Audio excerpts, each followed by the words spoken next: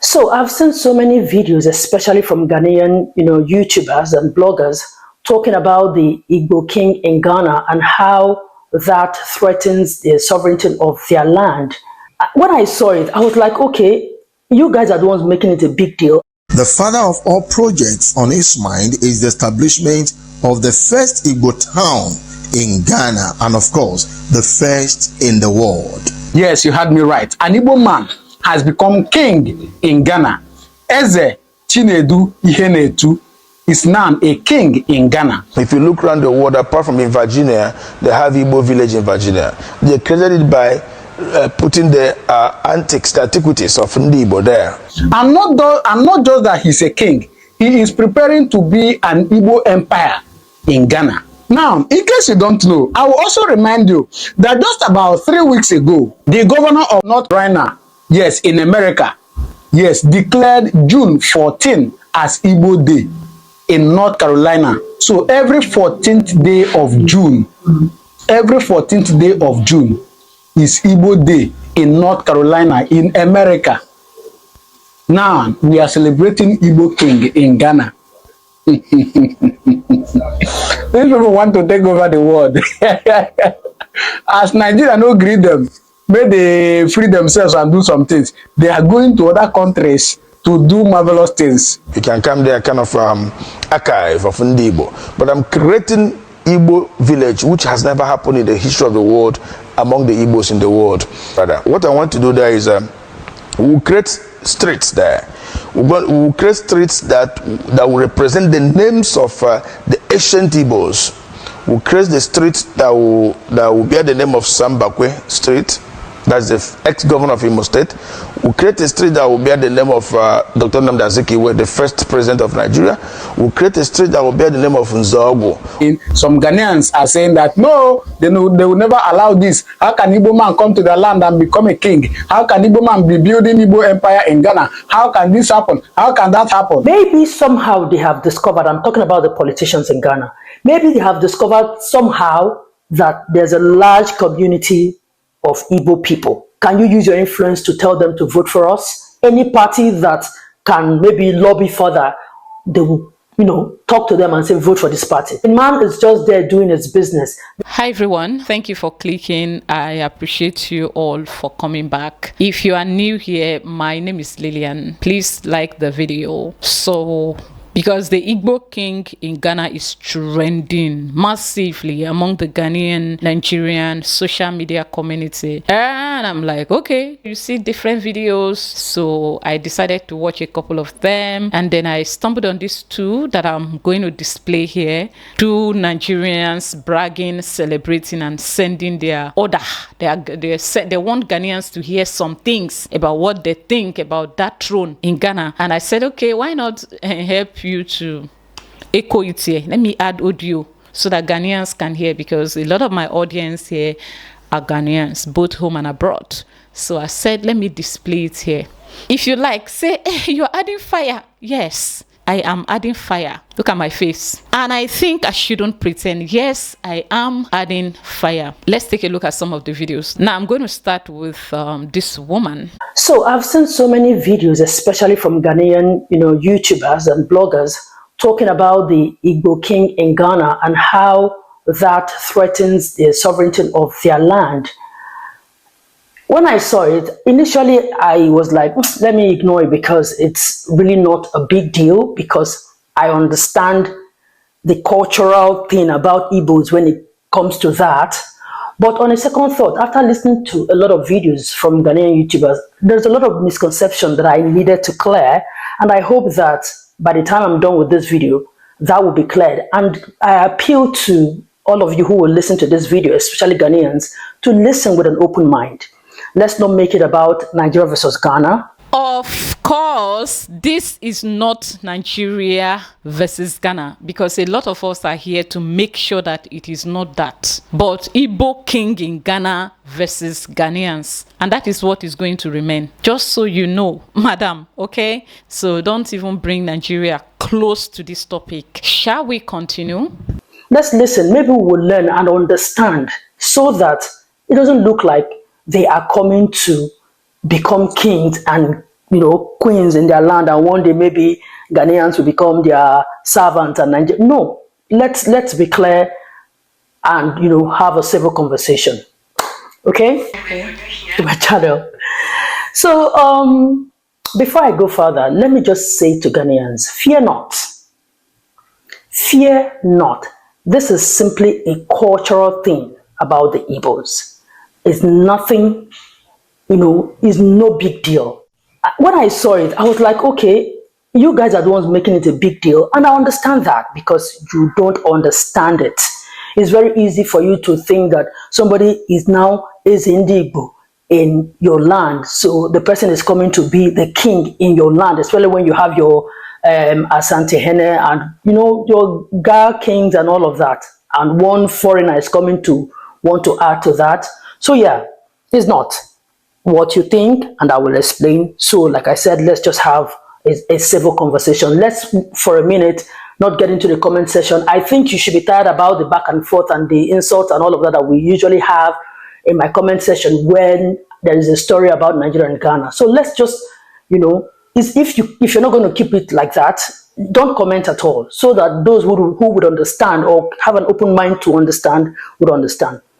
So yeah, as my name implies, Ogechukwu is my name. So I am an Igbo lady from the Delta Igbo part of the country. So if you're Ghanaian, you may not understand, but Nigerians would understand. I am Igbo from the Delta Igbo part of the country. Well, I am a Nigerian. I do not understand. What do you mean by you are Igbo, but you are from the Delta Igbo part of the country? Madam, your mama na Igbo woman on periods, okay? Delta state is not Igbo, so I don't know what you're saying. You are Igbo, let's leave it at that. Your mama na Igbo woman. Let's bring the sentiment on, we are here. So I have, a little bit of knowledge about how these things work. Even let me not even say because I'm Igbo and all of that. Nigerians will understand how Igbos operate. So let me start by talking about how the Igbos operate in Nigeria. Anywhere you see an Igbo man, first of all, there is a business opportunity there.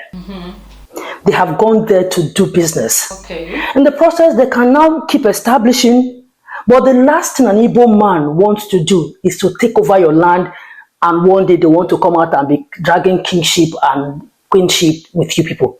If it's your land, they are there. They may become imposing because they start buying land, start, building. It's strictly business and ends there. They still bow to the kingship of that land. They still, respect the cultures and traditions of the land. They don't come out to say, okay, because I'm in Ghana, I'm the king here, one day I'll become the king of Ghanaians. No. Now, in this case, the Igbo king in Ghana, the one at the center of this controversy, his name is Chukwudi Jude Ihenetu. I read about him. I discovered that he's a businessman that has been in Ghana for a while now and all of that. I'm not just going to go into his person, but let me just stick to, so that that video is not so long, let me just stick to the aspect of the being Igbo king. Now, in Nigeria, everywhere Igbos are, they want to have a community. Not only Igbos, Nigerians, they want to have a community. Let's say the Yorubas in Delta State, they have the Yoruba community. Maybe they will have their small ballet, that's what they call them, or kabiesi. Now that does not mean that that person is going to now build a sovereign state or community in Delta State or anywhere else. They just do that to identify with themselves, to know themselves, to build a strong community, to help themselves. They don't do that because they want to one day take over. If you go to Lagos, they have Ezindigbo in Lagos. That Ezindigbo still bows to the Oba of Lagos, still bows to the Akan of Badagry, still bows to all the, revered kings in Lagos. They are just the head of Igbos in Lagos. So they just give them that name like their leaders, because Igbos are big in when it comes to trying to elevate their culture and make it look no larger than the way it is, So I can understand why you guys are threatened. In Nigeria has 36 states. The Igbo communities in all the states, that is how they operate. But they don't go outside that and want to come and be dragging land with the owners in terms of they want to now be the king of Lagos or they want to bring the king in Delta. Say, no, they don't do that. Stop lying. Okay, don't say everywhere. I come from a tiny village at the south part of Nigeria, Cross River State to be precise. And my community, my dusty village, that dusty village you may have seen here, happened to be one of the villages that hosted a huge numbers of the Igbos during and after the Biafra War. Now, I'm not even talking about my hometown. Oh, I'm talking about my village. And they are still there right now. We do not have all these Igbo king, whatever. Yeah, they do their meeting. They do their meeting, but they do not even have a chief. So stop lying, okay? But let's continue to hear, because you guys, you love to manipulate. But you know what? Some of you, when I say all of, it hurts me because it's as if some of you, some of una, Igbo, some of una, if not be, I'm looking at just for the sake of some that are also victim too. Because when you are a sane person with the right mindset and you come from a place filled with people like this that loves to be oppressive, that loves to lie, that loves to dominate, I can only imagine how it feels to come from a place like that. But we did here, let's continue. So while I understand that this kind of thing might be strange to Ghanaians, but it's strictly what it is. Go to America, you will see Eze Igbo in Texas. You will see Eze Igbo in maybe Atlanta. You see Eze Igbo in New York. They are like that. They form that kind of, strong socio-cultural group. And most times it's for them, because when it comes to political times, some of the Igbos in Nigeria, this is how they reach out to their people to canvass for vote, because they know that the Eze Igbo of Lagos, the Anambra people who might be going home to go and vote in Anambra State, he might be able to talk to them to vote, when they come back to Anambra to vote. So I am just using this explanation to say that nobody is coming to take over your land. And whatever it is they are doing is strictly for Igbo people. That is how they operate. And for those saying this speaks more about the division in Nigeria, no.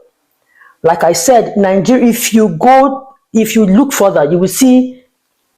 Madam, this man is here to take over Ghana's land and impose your tribe into Ghana. And I have evidence. In this video, I will display it so that people like you get to see. I don't take this woman seriously, since I stumbled on one of her videos and she was telling Senator Natasha Akpoti to go and apologize to the Nigerian Senate. I knew that you fine for face. I'm not sorry if I sound disrespectful, okay? I get really angry sometimes when I see people jump on a topic they have no idea on. So of all the videos you've seen about the Igbo king in Ghana, your own sense no tell you to say, okay, let me go and do a little bit of research. Anyways, since you didn't do that, I got you covered. I will show you how your brother is intending to take over Ghana. A Yoruba group in Ghana. You will see Urobo group in Ghana. That does not mean that they are divided. Nigerians are deliberate in preserving their culture, especially when they are in a strange land. They know that, okay, the way you see them, Igbo group, Yoruba group, they have the Nigerian community. When it's time for them to appear, they all appear as Nigerians. But you see, they still do that Igbo. They do that Yoruba so that they will keep their culture. I hear a lot of Africans say Nigerians are when they travel with their culture. It's things like this that helps us preserve our culture.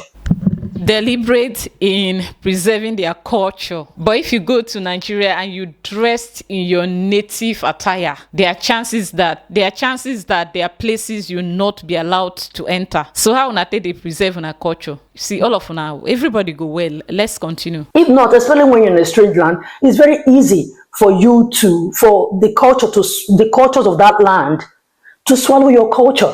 So there's a deliberate attempt to preserve their culture. How do they do it? Some of them by having this, group where they will now say, Stop calling other tribes into this. Focus on the topic. What do you want Ghanaians to do for you, madam? They should understand, Abi, and allow your brother to continue to rule, Abi. That is, just go straight to the point. What is all this beating around Yoruba? Just like the Igbo king himself. Small time you say, I'm not the only chief here. The Hausa too, the Fulani too, the Ijo too, the this one too, the that one too. Yastik yaki yaki. I'm not in a very good mood today, so pardon me if I'm sounding the way I'm sounding, but I get really vexed when I see beautiful faces with so much sentiment in them standing right in front of me and giving order. Now you won't contact Ghana people waiting and go do. You see, for this Ghana matter, you see, for this Igbo throne, let's later face. this is our head. They might just give that person the Eze of our Igbo group in Ghana. Now that Eze, he ends in that group.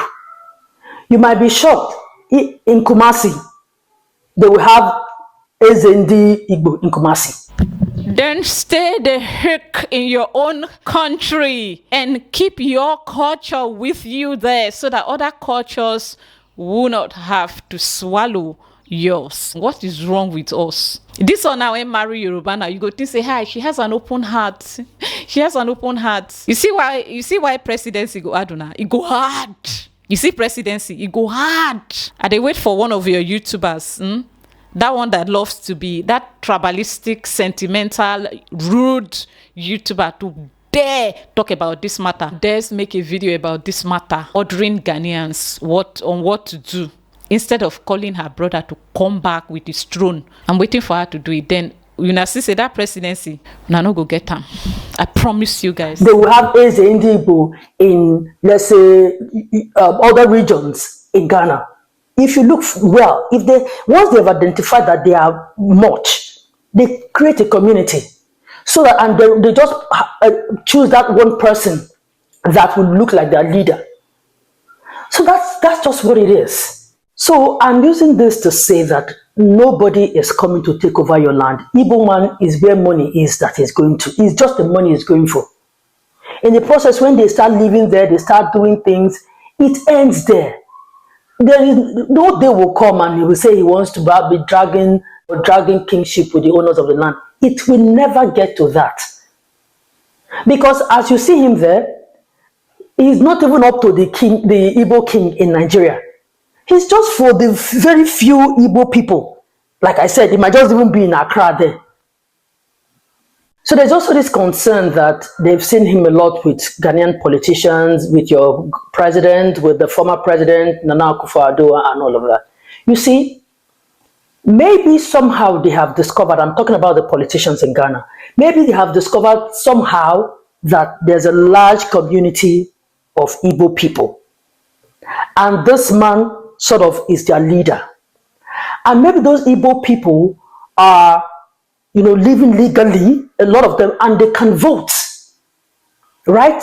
So maybe they are just trying to say, okay, since we know that you have a large community of Igbos and, you can still reach out to other Nigerians who may not be Igbos, let's meet this person so that they can vote for your NDC party or your NPP party. It's just like in America, where you see Trump or Kamala Harris trying to canvass for the votes of the Hispanics or the African Americans. So that's all I think those political moves you see there. It's just, okay, you have Nigerians who can vote. Since we have a lot of Nigerians who are living in Ghana, can you use your influence to tell them to vote for us? Any party that can maybe lobby further, they will, talk to them and say, vote for this party. So it is what it is. I will not even be in support of you going to another man's land. I want to be dragging kingship with them. No way.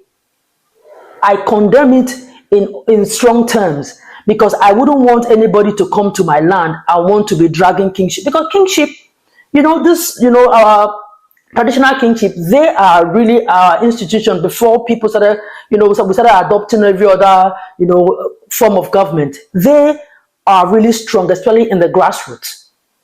They are really, really, very, very important. So you will not even want a foreigner to come and erode it with their foreign, influence and all of that. So I get it. I will not even support that. But I am just saying, fear not. So it doesn't bring any tension. The man is just there doing his business. The man might just be there doing his normal Igbo people. The father of all projects on his mind is the establishment of the first Igbo town in Ghana, and of course, the first in the world. If you look around the world, apart from in Virginia, they have Igbo village in Virginia. They created it by putting the antiquities of Igbo there. You can come there, kind of archive of Igbo. But I'm creating Igbo village, which has never happened in the history of the world among the Igbos in the world. As I'm talking to you, I've acquired 50 acres of land, that is 250 plus of land along the Flower Road, that is at Old Ningo area. But along that road, it's right on the road. I acquired 250 plus of land. My reason of acquiring this land is to build Igbo village in Ghana. I call it Amandi Igbo in Ghana. We'll build a village where we're gonna build the palace of Igbo there, a huge palace. We'll build Igbo town hall there with about 2,000 capacity chairs and 100 rooms guest house. The essence of this guest house is most of the times our governors and our Igbo great leaders do come to Ghana. They always go with their entourage. If they come to Ghana, their entourage will see where they will lodge for free of charge, maybe for a day or two. Most of their visits, it doesn't take more than 48 hours or 24 hours. They stay there free of charge, and they know that, yes, this is what they have benefited from the Igbos living in Ghana. Again, our people that have accommodation problem and all that will come there at least for 2 or 3 days before they can get a out of the country, or those that come into the country in one way or the other will have accommodation of 100 rooms guest house. We will also, in the palace of the Igbo, we also have apartment there for special guests like governors and ministers. And in future, I know that we, the Igbos, will provide president in Nigeria. And I know that the president that will rule Nigeria at time to come must be an Igbo man. And one day, by the special grace of God, he also going to be part of those that are going to lodge at the guest house there in Igbo village. In that Igbo village, my good brother, what I want to do there is we'll create streets there. We'll create streets that will represent the names of the ancient Igbos. We'll create the streets that will bear the name of Sambakwe Street. That's the ex-governor of Imo State. We'll create a street that will bear the name of Dr. Nnamdi Azikiwe, the first president of Nigeria. We'll create a street that will bear the name of Nzogwu. We'll create a street that will bear, of course, the name of my father also, Zemaladi Henetu. And all the great Igbo leaders that they have gone, and those are present, will create streets in their name that will represent them in Igbo village in Ghana. And this Igbo village in Ghana, every Igbo man all over the world have right to come there and buy property. Either you want a plot of land or 2 plots of land to build your dream house. We're also going to build tall buildings of maybe 6th floor or 7th floor. We'll sell them flat by flat, and we will have a single entrance in this Igbo village. When you come in there, you're coming into Igbo village in Ghana. From there, the Igbos will expand. We will build market there. Igbo market will represent there. Igbo school will be built there. We'll create transport section there also. In there, you will see that, yes, that's the Igbo tradition is really representing here. There you have it. This woman, I hate it when people don't do their research before they jump on a topic. You come in to sound like you are some big deal, giving your voice. Madam, your voice is not important, okay? Back off, all right? Let me take you on another video of another Igbo man celebrating and bragging about the achievement of their brother in Ghana. Yes, this video, you see this thing when I don't start to go, they finish them. If you like, cry me a river. For those that likes to cry me a river, okay? You see that Yam Festival, if you do one for Ghana, you see that Yam Festival, if you do one for Ghana, presidency for Nigeria, and I no go get them.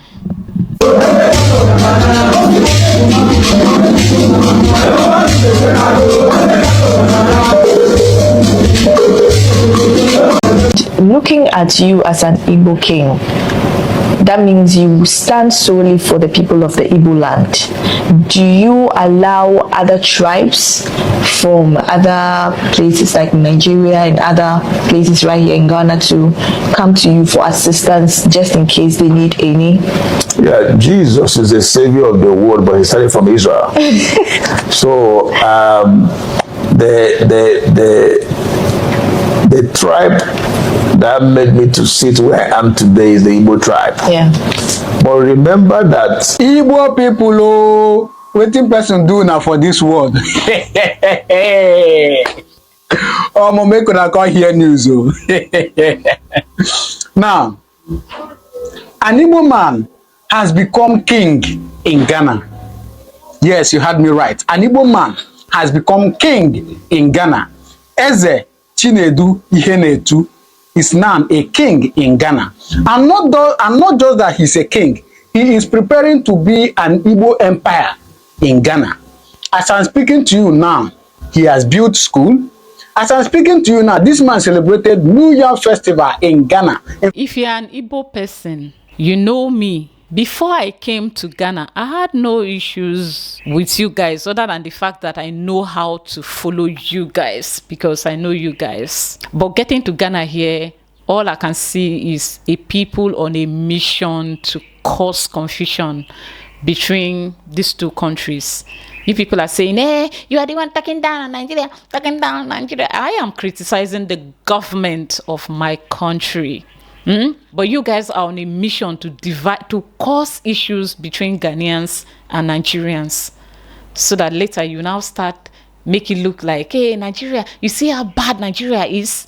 You see how bad Nigeria is? Some of us, we got our eyes on you.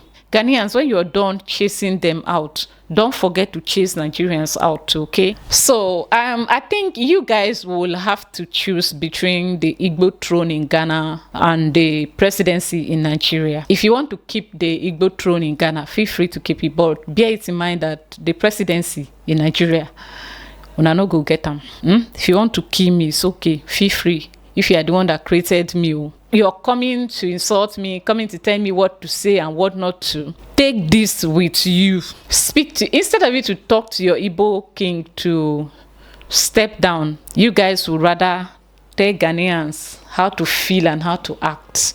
Now the audacity when una get be that. The audacity, but that one now they do. I'm here for Ghana share with Ghanaians. Of course, back in Nigeria, even my tiny tribe, the tiniest tribe of all tribes in the world, you cannot try it. So let me just keep quiet. Dear Ghanaians, anywhere I see Nigerians, anywhere I see Igbos bragging and giving orders to you guys regarding their Igbo king in Ghana, I will bring the video here, okay? All right. I hope you enjoyed this one, as I will see you in my next one. Toodles.